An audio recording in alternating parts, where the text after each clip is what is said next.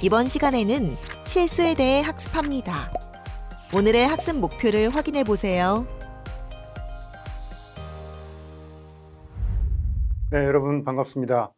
이 동영상에서는 미적분학의 대상이 되는 수로서 실수의 성질에 대해서 알아보도록 하겠습니다. 네, 실수를 우리 수체계 속에서 그 위치를 살펴보도록 할 텐데요.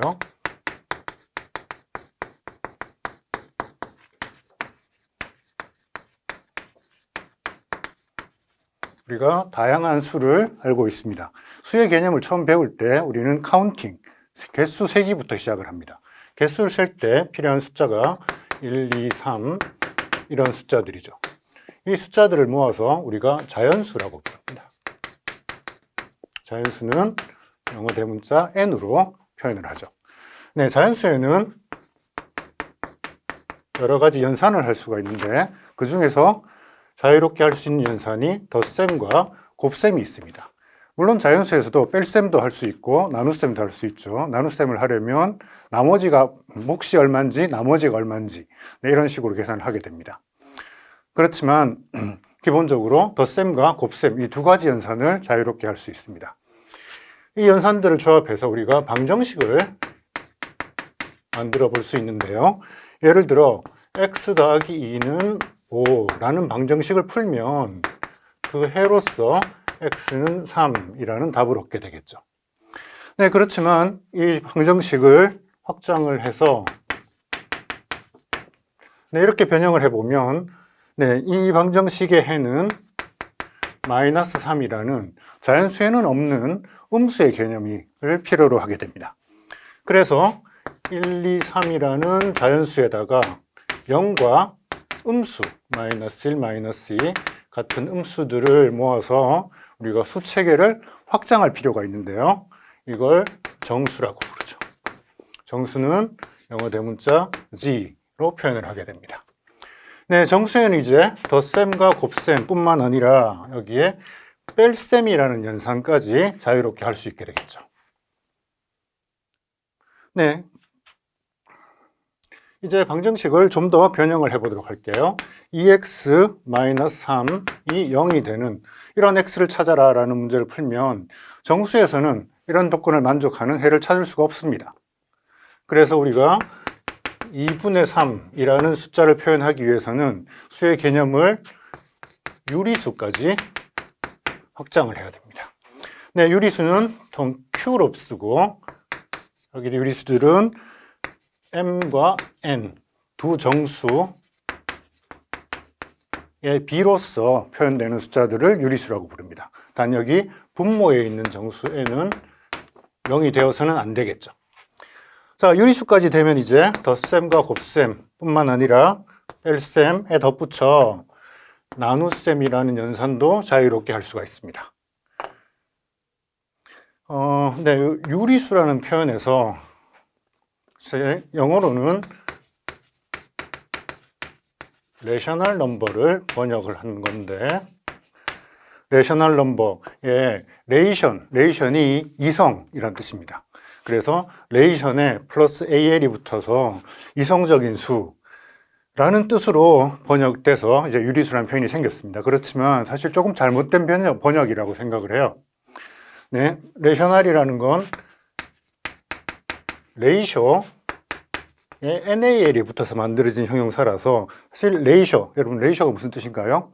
레이쇼는 비를 뜻합니다. 비. 정수와 정수의 비로 표현되는 숫자. 네, 그런 뜻으로 해석을 해야 됩니다. 그러면 아마 적절한 번역은 유리수보다는 유비수 또는 비수 뭐 이런 정도가 되겠죠. 네, 유리수가 가지는 중요한 성질 중에 하나가 조밀성이라는 겁니다. density라는 성질인데요.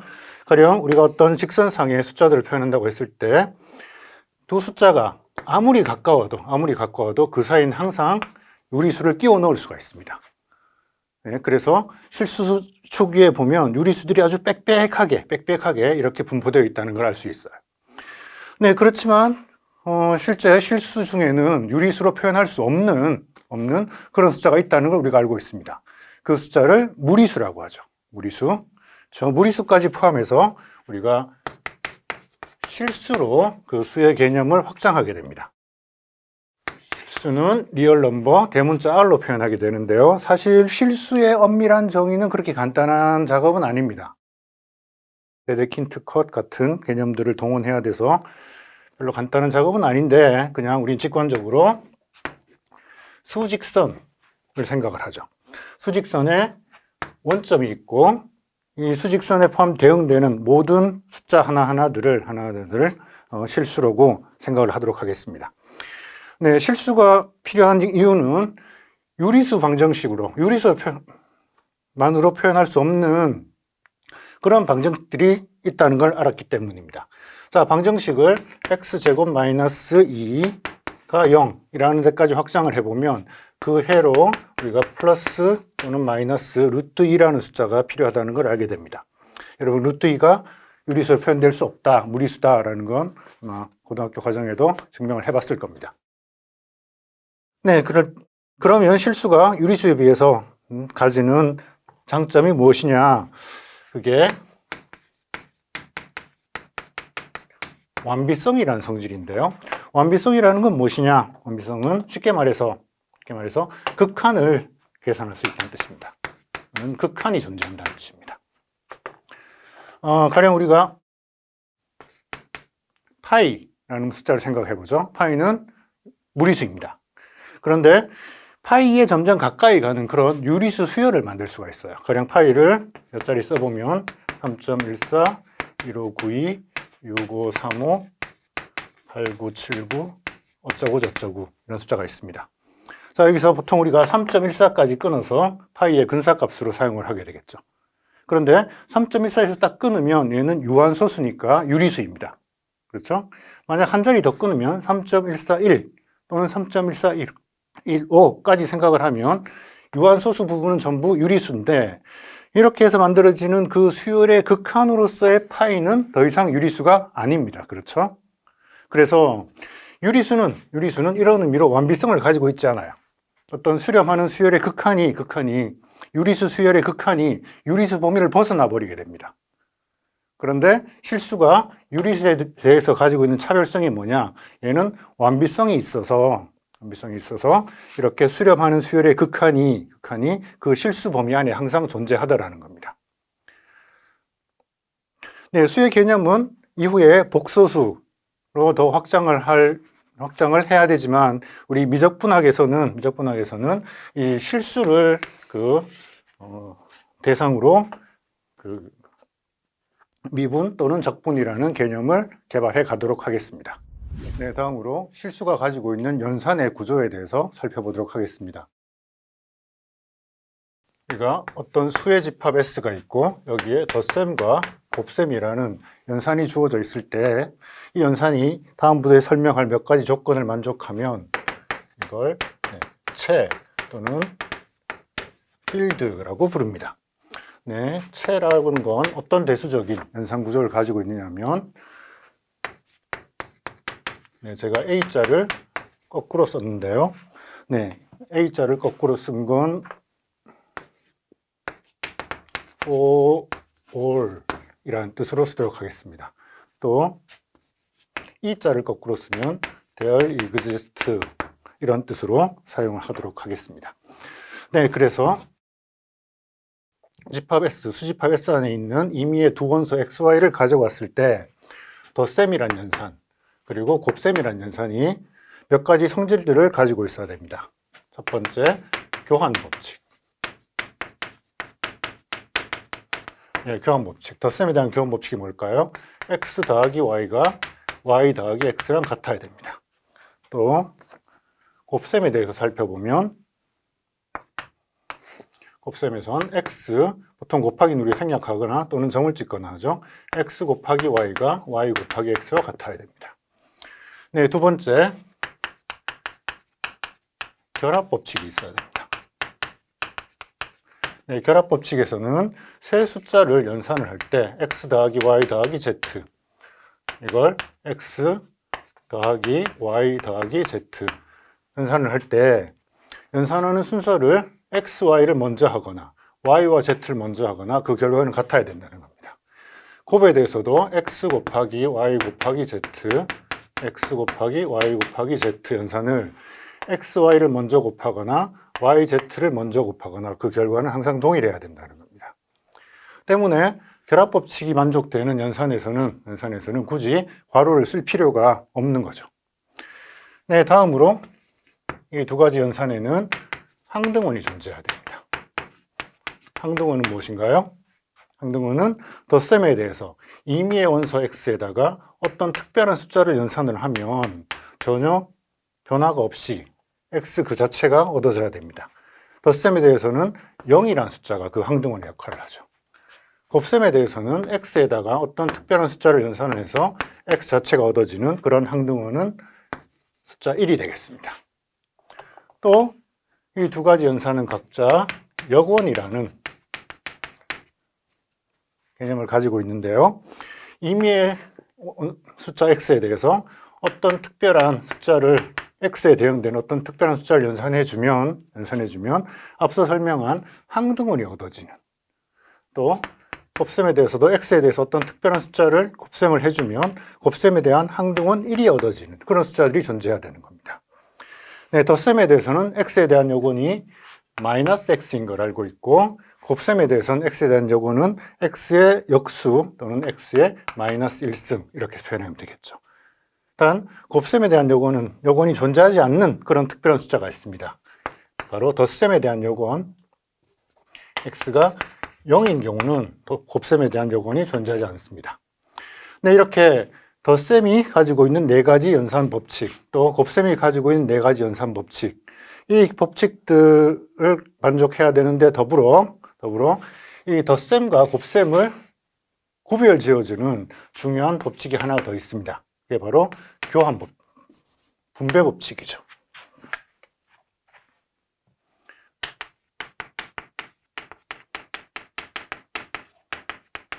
네, 분배 법칙이 덧셈과 곱셈의 역할을 구별 지어주는 아주 중요한 그런 법칙입니다. 무슨 뜻이냐면, 자, x 곱하기 y 더하기 z가 있어요. 그럼 우리가 이걸 x 곱하기 y와 x 곱하기 z의 합으로 표현할 수 있습니다. 그 얘기는 요 x가 y에도 분배됐고 z에도 분배가 되었다는 뜻이죠. 즉 곱셈이 덧셈에 대해서 분배가 된 겁니다. 그 역은 성립하지 않습니다. 무슨 뜻이냐면 x 더하기 y 곱하기 z가 있다고 생각해 봐요. 이걸 x 덧셈이란 연산을 곱에 대해서 분배를 해주면 x 더하기 y, x 더하기 z가 될 거죠. 얘네들의 곱으로 표현할 수 있느냐? 덧셈이 곱셈에 대해서 분배될 수 있냐? 그렇진 않죠. 그렇죠? 그렇기 때문에 덧셈과 곱셈은 서로 역할이 다른 겁니다. 자, 이런 연산 구조를 가지고 있는 집합들은 여러 가지가 있을 겁니다. 예를 들어 실수뿐만 아니라 유리수 집합을 생각해도 이 연산 구조는 다 가지고 있습니다. 또는 우리가 따로 이야기는 안 했지만 복소수의 집합을 생각하더라도 이 연산 구조는 다 가지고 있습니다. 그러니까 유리수나 실수나 복소수 전부 지금 설명한 체라는 대수적인 구조를 가지고 있는 겁니다. 이제 실수가 가지고 있는 순서 관계에 대해서 살펴보도록 하죠. 네, 어떤 수의 집합 S가 있고 여기에 이항 관계, 바이너리 릴레이션이라는 대소 관계가 있습니다. 네, 여기서 이항 관계라는 것이 무엇이냐? 이항 관계라는 건 이 대소 관계를 표현하는 이항 관계는 수의 집합 S에 포함되는 임의의 두 원소를 가지고 왔을 때 X, Y가 이 대소 관계를 성립할 수도 있고 성립하지 않을 수도 있습니다. 이 성질을 만족하는지 안 하는지 참과 거짓을 분명히 판단할 수 있는 그런 관계를 우리가 바이너리 릴레이션 또는 이항 관계라고 부릅니다. 네, 그러면 이 이항 관계가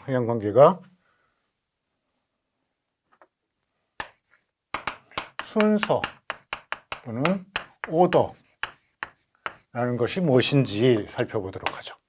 네, 순서는 이항관계 중에서 특별히 다음에 설명할 몇 가지 관계들을, 조건들을 만족해야 됩니다. 임의의 원소 x, y, z를 가지고 왔을 때 먼저 x와 y 사이엔 이런 관계가 성립되거나, 즉 x가 y보다 작거나 아니면 y가 x보다 작거나 또는 그도 저도 아니면 두 숫자가 서로 같거나, 요 세 가지 중에 하나는 항상 만족해야 된다는 겁니다. 다음으로 x와 y 사이에 이런 대소 관계가 있어요. 또 y와 z 사이에 이런 대소 관계가 있습니다. 그럼 이 대소 관계가 가운데 매개자 역할을 한 y가 사라지고 x와 z 사이의 대소 관계를 만들어준다는 겁니다.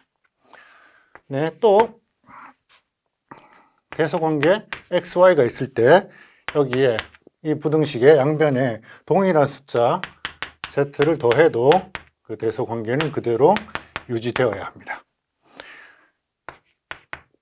또 하나, 이 대소 관계 순서가 만족해야 되는 성질은 x, y 사이의 순서에 양수, 0보다 큰 숫자를 양변에 곱하면 그 대소 관계가 또는 순서가 그대로 유지되어야 됩니다. 반면에 0보다 작은 숫자를 곱하게 되면 그러면 x와 g를 곱한 건 이제 y와 g를 곱한 것보다 더 커지게 되죠. 네, 요 네 가지 성질들을 만족하는 그런 이항관계, 바이너리 릴레이션을 우리가 순서 또는 오더라고 부르게 됩니다. 예를 들어 유리수 집합에 우리 대소관계를 측정할 수 있죠. 또 실수 집합에도 이런 대소관계가 있습니다. 그런데 복소수에는 크기 대소관계라는 개념이 존재하지 않습니다. 그렇죠? 네, 이상 설명드린 성질들을 조합해서 우리가 사용하게 될 실수의 중요한 성질이 무엇인지 한번 생각을 해보도록 하죠.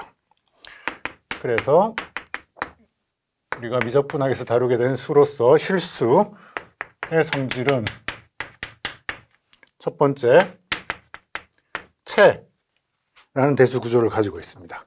즉, 사칙 연산을 할 수 있다는 뜻이죠. 네, 또 실수가 가지고 있는 중요한 성질이 방금 설명한 순서, 오더가 있다는 뜻입니다. 즉, 어떤 수가 더 큰지, 어떤 수가 더 작은지 대소 관계가 정해져 있다는 뜻입니다. 네, 요 두 가지 조건을 이야기를 하면 우리 수체계 중에서는 유리수가 실수가 이 두 가지 성질들을 가지고 있습니다. 복소수는 순서 관계가 없다 그랬죠? 네, 그런데 유리수가 아니라 우리가 실수를 사용하게 되는 이유는 여기에 덧붙여 실수는 완비성이 있기 때문입니다. 완비성은 극한을 계산할 수 있다는 뜻이었었죠. 그렇죠? 이 극한이 바로 미적분학의 가장 핵심이 되는, 기본이 되는 개념입니다. 오늘은 실수를 주제로 학습을 진행하였습니다. 이번 시간에 배운 핵심 개념을 통해 정리해 보세요.